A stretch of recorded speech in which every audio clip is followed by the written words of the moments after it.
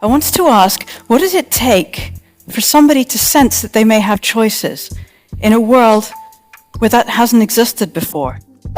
We change, we're challenged, we're inspired when we feel.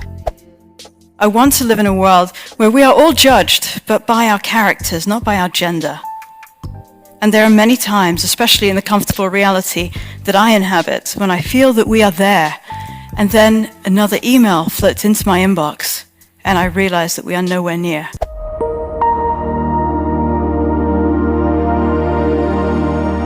I want to start with my grandmother. My grandmother was married at the age of 16 to a man she didn't know. She had 4 children in a row, and there was never any concept of whether she might want to work or be in love or any of the things that I was able to take for granted many years later. Growing up in London, listening to these stories really disturbed me. And I also realized that this was still an ongoing reality, of course, for many women all over the world. So I was inspired to write my first novel, The World Unseen, which I later directed as a film.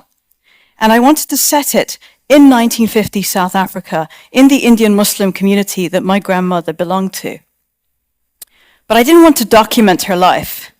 I wanted to retell it.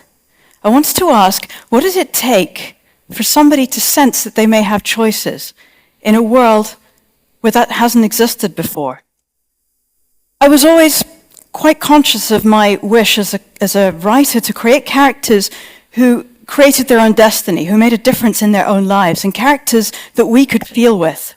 Because we change, we're challenged, we're inspired when we feel. And I was so blessed that people did respond to our films. They were inspired by them. And a trickle of emails slowly grew to many, many thousands. Now, these emails came mostly from women, often from repressive societies. But they didn't see the movies as 2 hours of escapism. They identified with those characters. And they felt that they too could make a change in their lives a step at a time, just the way the characters in the films had done. So often, I think we look outside ourselves to find the change that we want to see. We look for a change of government to bring us peace, or we look for a change in tradition to give us freedom. And we forget the immense power that we all carry within us. The power to forgive an enemy and create peace inside our own hearts.